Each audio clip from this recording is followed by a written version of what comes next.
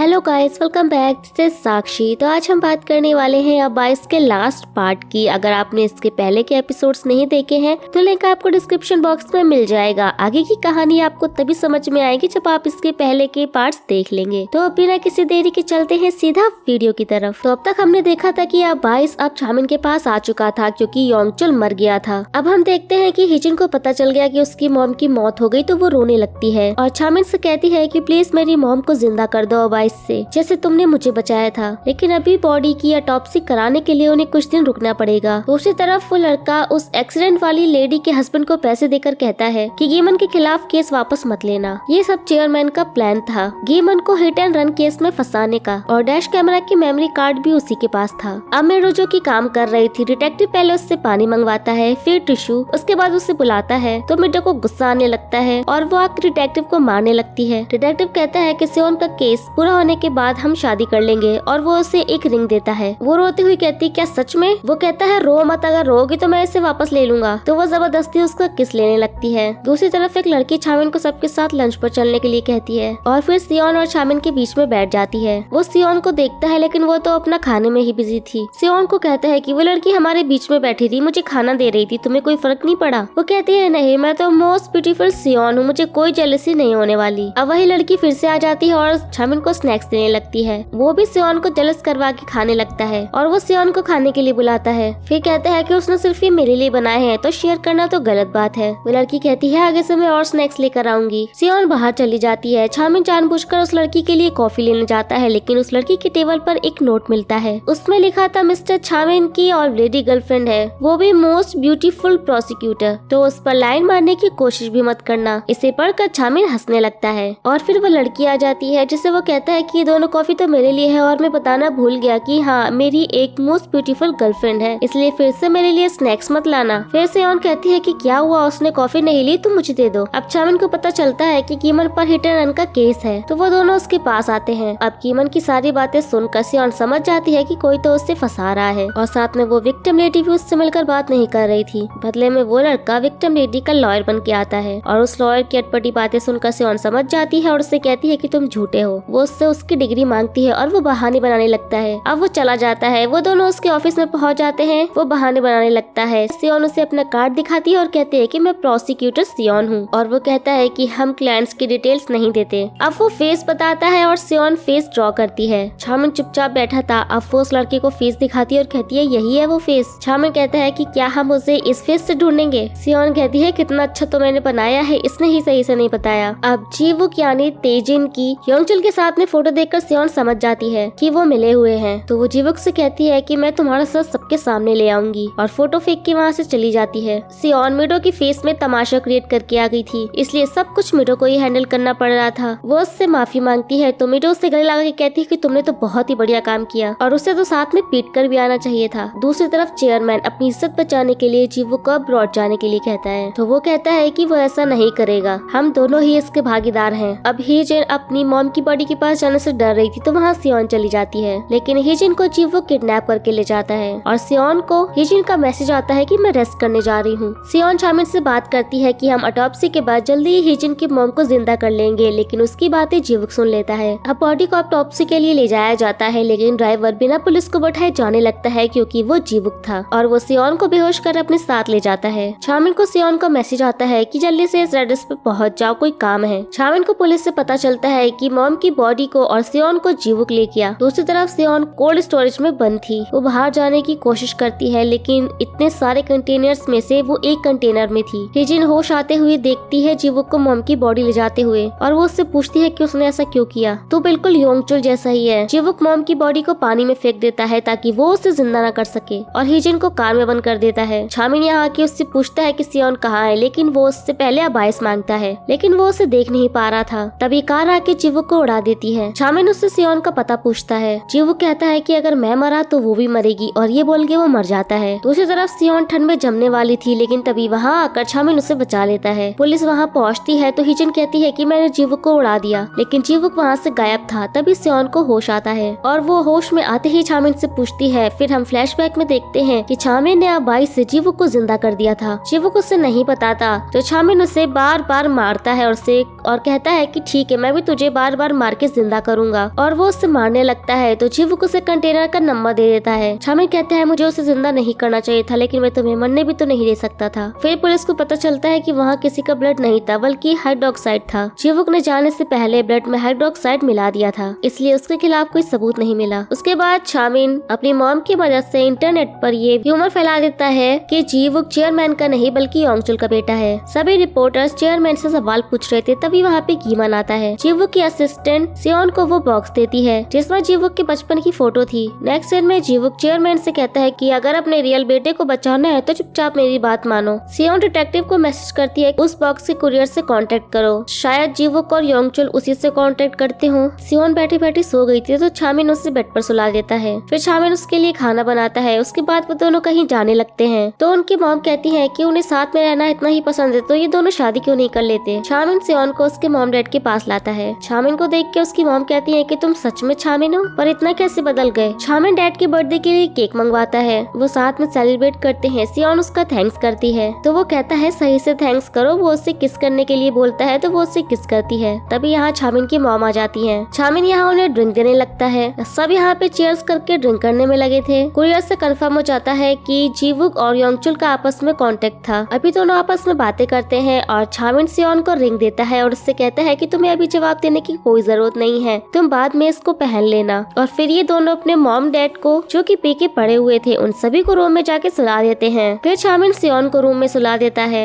अब चामिन यहाँ सियोन को किस करने लगता है। फिर रात में सियोन की आँख खुलती है तो वो देखती है कि उसके डैड वॉमिट कर रहे हैं और वो उनसे कहती है कि आप इतना ड्रिंक ही क्यों करते हो, मैं अभी हनी वाटर लेकर आई। फिर उसके डैड कहते हैं मेरी बेटी सियोन तुम्हें पॉकेट मनी चाहिए, मैं अभी देता हूँ। फिर वो बेहोश हो जाते हैं। सियोन कहती है कि मुझे आपका ड्रिंक करना पसंद नहीं, लेकिन आज अच्छा लगा क्योंकि आपने मुझे अपनी बेटी कहा। उसकी मामा का डैड को ले जाती है और फिर वो चामिन को आके बताती है कि आज डैड ने उसको अपनी बेटी कहा। मॉर्निंग में उन दोनों को एक ही रूम से निकलते हुए डैड देख लेते हैं और चामिन से कहते हैं तुम्हें खुश देख के मुझे सियोन की याद आ गई। वो लड़की अच्छी है तो उसे खुश रखना, लेकिन मैंने हमेशा सोचा था कि तुम मेरी बेटी के लिए बेस्ट हो। तो चामिन कहता है कि इसका मतलब मैं आपको पसंद हूँ। अब डैड उसकी तारीफ किए जा रहे थे तो वो खुश होकर रिकॉर्डिंग कर रहा था और फिर कहता है कि मैं ये सियोन को बाद में दिखाऊंगा। अब पुलिस उस कुरियर को जीवुक के खिलाफ कोई ठोस सबूत नहीं मानती, इसीलिए सियोन परेशान थी। तो अब सियोन और चामिन भेस बदल के जीवुक के घर पे छानबीन करने जाते हैं और उन्हें सीजर मिल जाती है। जीवुक के आते ही वो दोनों छुप जाते हैं और फिर भाग लेते हैं। आवाज सुन के जीवुक देखने आता है, लेकिन वो दोनों जा चुके थे। अब वो सीसीटीवी में उन्हें देखकर पहचान लेता है। योंगचुल ने हर बार की तरह मर्डर के बाद सियोन की बॉडी पे भी स्टिच किया था, पर जीवुक ने उसे सीजर से वो स्टिचिंग काट दी थी, तो शायद इस सीजर पर जीवुक के फिंगरप्रिंट मिल जाए। अब ये लोग सब ड्रिंक पी के टल्ली हो जाते हैं और डिटेक्टिव सियोन से कहता है कि मिडो तुमने मेरा दिल तोड़ दिया था, पर वापस आने के लिए थैंक यू। अब चामिन उसे दूर हटा देता है और मिडो से कहती है कि मैं मिडो हूँ। अब ये सब लोग नशे में बहुत नौटंकी करते हैं। अब मॉर्निंग में सियोन की आँख खुलती है तो वो चामिन को उठाती है और कहती है कि मेरे पेट में बहुत दर्द हो रहा है। और चामिन कहता है कि ये तो मेरी मॉम का रूम लग रहा है। अब मॉम बाहर बैठ के कहती है कि मुझे मेरे रूम से बाहर फेंक दिया। तभी हम फ्लैशबैक में देखते हैं कि रात में चामिन और सियोन नशे में थे। असिस्टेंट उन दोनों को पकड़ रहा था और ये दोनों मॉम के रूम में आते हैं। अब ये दोनों आके मॉम को परेशान करने लगते हैं। अब चामिन और सियोन मुंह लटका के बैठे होते हैं और मॉम से सॉरी बोलते हैं। मॉम उससे पूछती है कि मिडो क्या तुम मेरे बेटे से शादी करोगी। वो कहती है कि अभी मेरी लाइफ में बहुत गड़बड़ चल रही है, पर सब ठीक होने के बाद मैं उससे शादी जरूर करूंगी। आई होप आप जरूर अप्रूवल देंगी। उसके बाद डिटेक्टिव बताता है कि सीजर पर जीवुक के फिंगरप्रिंट्स नहीं मिले, जीवुक ने वो पहले ही हटा दिए थे और ऑटोप्सी में भी कोई गड़बड़ निकली थी। फिर वो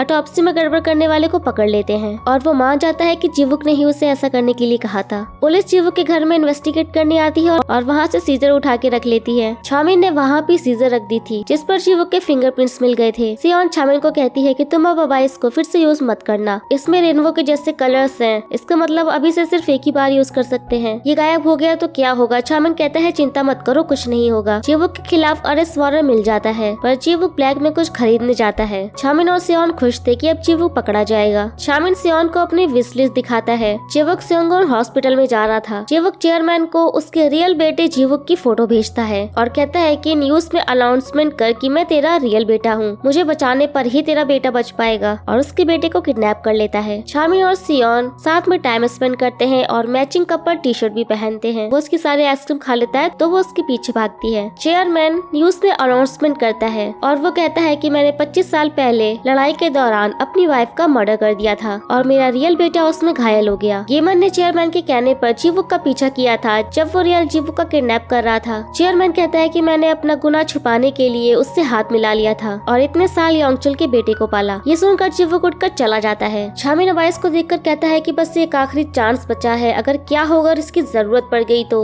फिर अबाइस पे लिख के आता है कि अबाइस के गायब होने पर ऑनर भी अपने आप गायब हो जाएगा। चामिन सियोन से कहता है कि हमें अपनी लाइफ की छोटी छोटी खुशियों को भी एंजॉय करना चाहिए। सियोन ने चामिन की दी हुई रिंग भी पहन ली थी। वो उससे रिंग देती है और उससे शादी करने के लिए पूछती है। चामिन हाँ कर देता है, लेकिन चामिन यहाँ पे दुखी था क्योंकि वो अबाइस के बारे में सब जानता था। नेक्स्ट सीन में वो टाइम कैप्सूल में लिख रहे थे जिसे वो बाद में खोलेंगे। उसके बाद वो उसे दबा देते हैं। चामिन सियोन को अम्यूजमेंट पार्क में लाता है और ये लोग बहुत मस्ती करते हैं। सियोन की आइसक्रीम गिर जाती है तो वो सियोन के कहने पर उसके लिए आइसक्रीम लेने जाता है। वो जब वहाँ पे आता है तभी पीछे से जीवुक सियोन को पकड़ लेता है और उसे शूट करने की धमकी देता है। चामिन कहता है कि जिसे भी तू मारेगा मैं उसे दोबारा जिंदा कर लूंगा। जीवुक कहता है कि मैं तो तुझे भी मार दूंगा ना। चामिन कहता है ठीक है मुझे मार दो, लेकिन मैं नहीं मरूंगा क्योंकि अबाइस मेरे पास है। सियोन उसे हटाती है और इन दोनों में फाइटिंग होने लगती है, लेकिन फिर भी वो गन चला देता है जो कि सियोन को लग जाती है। अब चामिन जीवुक के पैरों पर गन चला देता है। इतने में यहाँ पुलिस आ जाती है जो कि जीवुक को पकड़ लेती है। जब तक वो उसे हॉस्पिटल ले जाता सियोन मर गई थी। चामिन उसे घर ले आता है और वो अब अबाइस से जिंदा हो जाती है। सियोन कहती है कि मैं बहुत डर गई थी, मुझे लगा मैं तुम्हें कभी देख नहीं पाऊंगी। और वो कहती है कि क्या तुमने अबाइस को यूज किया। चामिन कहता है कुछ भी हो जाए पर अपने आप को दोष मत देना। तभी अब अबाइस की लाइट गायब हो जाती है और चामिन भी धीरे धीरे गायब हो जाता है। चामिन उससे कहता है कि अगर मैं तुम्हारे साथ ना हूँ तब भी तुम स्ट्रॉन्ग और बहादुर रहना। तुम्हें जिंदा करके मैं बहुत खुश हूँ, इसलिए तुम खुश रहना। अब चामिन पूरी तरीके से गायब हो जाता है। वो बहुत रोती है और वो हॉस्पिटल में एडमिट हो जाती है। डिटेक्टिव बताता है कि शायद वो पहले से ही जानता था और वो चामिन की ऑडियो सुनाते हैं जिसमें चामिन ने कहा था कि मैं सियोन को घर लेकर जा रहा हूँ, जब तक तुम आओगे मैं वहाँ नहीं होऊंगा। मैंने अबाइस का यूज किया है तो रिपे भी करना पड़ेगा। मैं सियोन को बचाऊंगा और उसके साथ रहने का कोई नया तरीका निकाल लूंगा और मैं जरूर वापस आऊंगा। अब जब मॉम को चामिन के गायब होने का पता चलता है तो वो कहती है कि पहले की तरह चामिन अब भी सही सलामत वापस आएगा, मुझे अपने बेटे पर भरोसा है। और वो खाना मांगती है, कहती है कि मुझे स्ट्रॉन्ग बनकर रहना होगा और जीवू को उसके गुनाहों के लिए मौत की सजा सुनाई जाती है। सियोन को सैड देख के डिटेक्टिव और मीटो कहते हैं कि जो तुम्हें जिंदा कर सकता है वो कोई ना कोई वापस आने का रास्ता निकाल ही लेगा, तो तब तक मिलके उसका वेट करते हैं। अब डीएनए रिपोर्ट देख के मॉम डैड कहते हैं कि तुम ही हमारी बेटी सियोन हो, तुमने ये हमें पहले क्यों नहीं बताया। दूसरी तरफ चामिन की मॉम ने इतना खा लिया था कि वो बीमार हो गई थी। सियोन सीक्रेट रूम में जाती है और चामिन के साथ बिताए हुए पलों को याद करती है। जब वो अबाइस को अपने साथ देखती है तो कहती है कि मैं तो इसे वहीं छोड़ आई थी, ये यहाँ कैसे। और चामिन के फोन में अपनी फोटो को देखकर खुश होती है और वो वीडियो भी देख लेती है जिसमें डैड चामिन की तारीफ कर रहे थे। सियोन बहुत रोने लगती है। मिडो उसे आके चुप कराती है। 3 साल बीत जाते हैं। सियोन मिडो के साथ ही काम करने लगी थी। फिर वो मिडो और डिटेक्टिव की शादी में आती है और उससे हिजिन का पार्सल देती है क्योंकि वो शादी में नहीं आ पाई थी। फिर वो हिजिन के घर जाती है। वो जहाँ भी जाती थी अबाइस उसके साथ पहुँच जाता था। अब सियोन सोते हुए चामिन को इमेजिन कर रही थी पर वो वहाँ पे नहीं था। तभी हम देखते हैं कि डायरी के पेज अपने आप बदलने लगते हैं। फिर सियोन डेट पे जाती है, वो भी अकेले। वो चामिन को मिस कर रही थी। उसकी आइसक्रीम गिर जाती है। तभी पीछे से आवाज आती है। जब वो पीछे मुड़ती है तो उसके सामने चामिन खड़ा था। वो कहता है सॉरी मैंने बहुत देर कर दी। सियोन को लगता है कि वो कोई इल्यूजन देख रही है। चामिन उसका हाथ अपने फेस पे लगाता है और कहता है कि ये मैं हूँ चामिन। वो कुछ भी नहीं कह पाती और चामिन उससे गले लगा लेता है। सियोन रोए जा रही थी। चामिन कहता है कि मैंने तुम्हें बहुत मिस किया। वो उससे बताता है कि जब मरने के बाद उसकी आँख खुली थी तो ग्रिम रिपर ने उससे कहा था कि तुम्हें अबाइस का यूज नहीं करना चाहिए था। अब तुम्हें बहुत तकलीफ सहनी होगी, तुम यहाँ नहीं रह सकते। और फिर हमें बताया जाता है कि चामिन वापस आया था लेकिन वो सियोन को टच भी नहीं कर पा रहा था और कोई भी उसे नहीं देख सकता था। वो सिर्फ एक आत्मा बन गया था। पर तभी एक वही ओल्ड मैन उसे देख लेता है जो अपने साथ उसे चलने को कहता है और उसके पास अबाइस था। चामिन कहता है कि अबाइस यूज होने के बाद भी तुम्हारे साथ रहा, इसका मतलब जब भी तुमने उसे देखा मैं वहीं था। वो सो जाती है। उसके बाद वो टाइम कैप्सूल निकालते हैं। उनकी शादी हो चुकी थी। चामिन उसके बाद अबाइस को देखने लगता है। तभी हम फ्लैशबैक में देखते हैं कि ओल्ड मैन ने उसे कहा था कि अबाइस तुम्हें एक अनोखा गिफ्ट देगा और उसके बाद ही गायब होगा। चामिन कहता है कि सियोन तो ऑलरेडी मेरे पास है, तो अब कौन सा अनोखा गिफ्ट है। तभी अबाइस गायब हो जाता है। तभी सियोन आके उसे बताती है कि वो प्रेग्नेंट है। चामिन बहुत खुश होता है और वो उसे टाइम कैप्सूल दिखाता है जिसमें छोटे छोटे बेबीज के कपड़े थे। सियोन कहती है कि ये तो आउट ऑफ फैशन है लेकिन फिर भी क्यूट है। ये दोनों यहाँ पे आपस में मस्ती करने लगते हैं और इसी हैप्पी एंडिंग के साथ ये ड्रामा यहीं पर एंड हो जाता है। सो गाइस आपको ये अबाइस ड्रामा कैसा लगा हमें कमेंट करके जरूर बताइए और आप हमें और भी ड्रामास के नाम सजेस्ट कर सकते हैं। सो वीडियो को लाइक और चैनल को सब्सक्राइब करना बिल्कुल भी ना भूले। तो अब मिलते हैं नेक्स्ट वीडियो में, तब तक के लिए take care and tata bye bye.